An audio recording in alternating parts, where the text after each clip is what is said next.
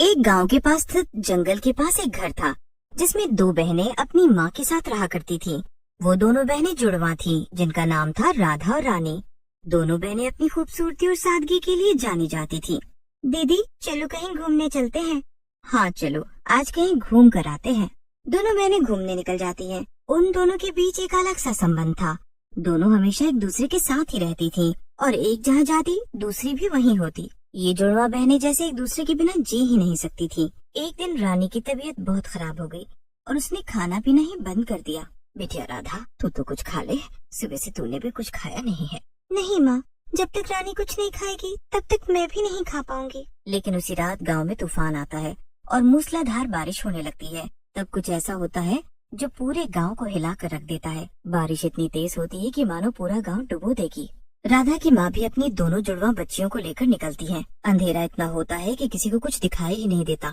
सब अंदाजे पर ही मंदिर की तरफ जा रहे होते हैं कि तभी अचानक गांव के पुराने मंदिर के पास से चीखने चिल्लाने की आवाजें आने लगती हैं। ये किसकी आवाजें हैं? लग रहा है कोई जानवर खतरे में है, या तो ये तूफान की ही आवाज है। पहले तो लोगों ने इसे तूफान की आवाज समझा, लेकिन जैसे जैसे सब आगे बढ़ने लगे लोगों को यकीन हो गया कि कुछ और ही था। सब खुद को सुरक्षित करो, ये मंदिर ही सबसे ऊंचा है, यहाँ पानी जल्दी नहीं भरेगा। मंदिर बहुत बड़ा था। सब मंदिर के अंदर जाने लग जाते हैं, लेकिन गांव के लोग मंदिर की ओर जाते हैं और देखते हैं कि वहाँ खून से सनी हुई दो जोड़ी चप्पलें पड़ी होती हैं। ये तो मेरी बच्चियों की चप्पलें हैं, लेकिन वो दोनों तो मेरे साथ ही यहाँ आ रही थी। उन चप्पलों में से एक जोड़ी राधा की थी और दूसरी जोड़ी रानी की। क्या ये जुड़वा बहनें सच में मर चुकी हैं? लगता है बच्चियों को किसी ने मार दिया है। अगली सुबह मौसम साफ होने के बाद सब अपने अपने घर आ जाते हैं। राधा की माँ बहुत रोती है। वो पूरी रात अपनी जुड़वा बेटियों को ढूंढती है, लेकिन वो नहीं मिलती। उसके बाद वो पागल हो जाती है और आते जाते लोगों से पूछती रहती है, रानी की तबीयत ठीक हुई? राधा ने खाना खाया? हाँ, हाँ, बताओ ना। कुछ दिनों बाद गांव में और घटनाएं घटती हैं। एक रात राधा और रानी के घर से अजीब सी आवाजें आने लगती हैं। उनका घर हमेशा बंद रहता था क्योंकि उनकी माँ को अब वो घर काटने को दौड़ता था।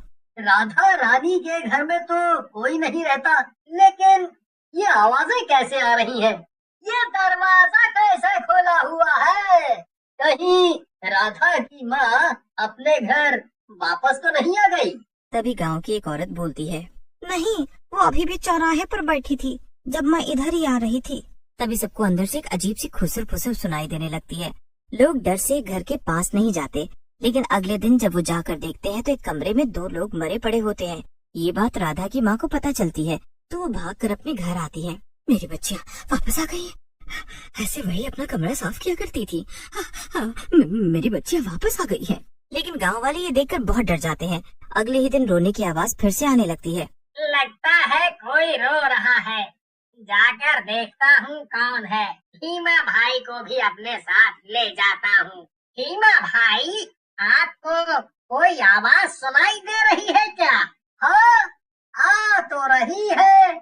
दोनों जंगल की तरफ पता करने चले जाते हैं। रात को जंगल में किसी लड़की की चुपचाप रोने की आवाज आ रही होती है। तभी भोला कुछ देखता है और भीमा को बोलता है, भाग भीमा भाग, कोई हमारे पीछे आ रहा है। भोला भागने तो लगता है, लेकिन उसका पैर वहीं फंस जाता है और वो गिर जाता है। तभी उस पर कोई चुड़ैल हमला करती है। देखते ही देखते वो चुड़ैल भोला को भीमा के सामने ही खा जाती है। भीमा ये देखकर बहुत डर जाता है और वहाँ से भाग जाता है। वो ये बात गांव वालों को आकर बताता है। सब डर जाते हैं। अगले दिन भीमा के साथ शंकर और शिवा भी जंगल जाने का फैसला करते हैं। हम सबको साथ ही रहना होगा ताकि हम उस चुड़ैल को यही वो जगह है जहाँ चुड़ैल भोला के ऊपर कूदी थी और उसको मार दिया था।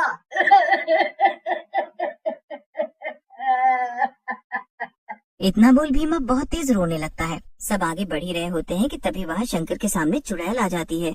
जब तक शंकर उस पर हमला करता है, वो पता नहीं कहाँ से शिवा के ऊपर कूदकर उसकी जान ले लेती है। ये इतनी तेज है, समझ ही नहीं आ रहा कब कहाँ आ जाए। तभी वो चुड़ैल भीमा को भी हवा में उछालकर मार देती है। शंकर जैसे तैसे अपनी जान बचाकर गांव वापस आ पाता है। अब तो कुछ काम होने पर भी हम जंगल में नहीं जा सकते। हाँ, ऐसा तांडव जो कर रखा है उस चुड़ैल ने। तभी एक दिन गांव में घूमते हुए एक अजनबी बाबा आते हैं। वो अपनी लाठी के सहारे चलते हुए पूरे गांव में घूम रहे होते हैं। तभी रेखा अपने घर से रोटी और सब्जी लेकर उस बाबा को देती है। ये लो बाबा रोटी, लेकिन क्या आप सच में हर चीज का उपाय देते हैं? हाँ बेटी, बताओ तुम्हें किसका उपाय चाहिए? जी बाबा, हम तो सालों से यहाँ रह रहे हैं, लेकिन आज तक कभी ऐसा नहीं हुआ था। ये जंगल हमारे घर जैसा था बाबा, लेकिन अब इसमें एक चुड़ैल आ गई है। वो आते जाते सबको मार डालती है। एक नहीं बेटी, दो चुड़ैल। यहाँ गांव में दो जुड़वा बहनें थी ना?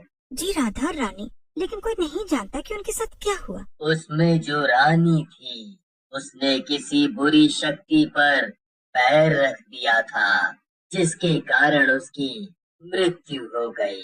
जिस रात रानी की मृत्यु उस बुरी शक्ति ने की, उसी रात रानी ने राधा को भी मार डाला। अब वो जुड़वा बहनों की आत्माएं राक्षसी रूप धारण कर चुकी हैं। दोनों बहनें जीवित नहीं हैं, लेकिन किसी कारणवश उन्हें बुरी शक्तियों ने जकड़ लिया है। अब वे दोनों नरक से लौट कर आई हैं और उनकी आत्माओं का कोई चारा नहीं है। अगर गांव वालों को अपनी जान बचानी है तो उन्हें दोनों बहनों को शांति देनी होगी। इसके लिए एक पूजा की आवश्यकता होगी, जो केवल मैं ही कर सकता हूँ।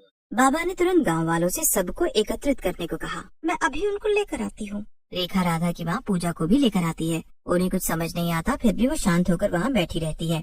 रात बिल्कुल काली हो चुकी थी। बाबा पूजा करना शुरू करते हैं। गांव वालों ने डरते डरते बाबा की बात मानी। जैसे ही पूजा शुरू हुई, अंधेरे में अचानक से तेज हवाएं चलने लगी। सब लोग डरने लगते हैं, लेकिन पूजा जारी रखी जाती है। तभी मंदिर के पास एक साईं साईं की आवाज आने लगती है। बाबा भी अपनी आंखें बंद कर लेते हैं और भक्ति के साथ मंत्र पढ़ने लग जाते हैं। क्या मेरी बेटी आने वाली है? कब आएंगी वो दोनों? क्या रानी की तबीयत अब ठीक हो पाएगी? राधा ने खाना खाया क्या? हाँ, बताओ ना तुम सब राधा की माँ को नजरअंदाज कर देते हैं। वो काला समय भी आ जाता है जब राधा और रानी की आत्माएं सामने आ जाती हैं। हमें यहाँ क्यों बुलाया है? वो दोनों अब भूतिया रूप में होती हैं। दोनों की आंखें जलती हुई लाल होती हैं। उनका चेहरा डरावना हो चुका होता है।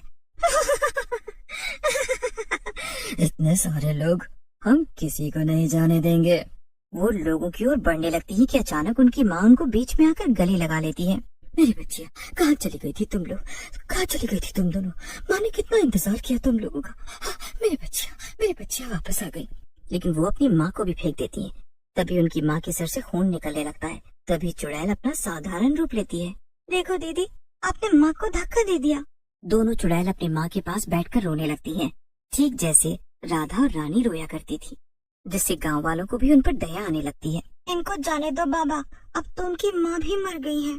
अगर मैंने आज उन्हें मुक्ति नहीं दी तो कल तुम्हें अपनों को खोना पड़ेगा। फिर जैसे ही बाबा मंत्र पढ़ना शुरू करते हैं, दोनों बहनें चिल्लाने और जलने लग जाती हैं। अचानक एक भयंकर धमाका होता है। दोनों बहनों के साथ उनकी माँ भी गायब हो जाती है।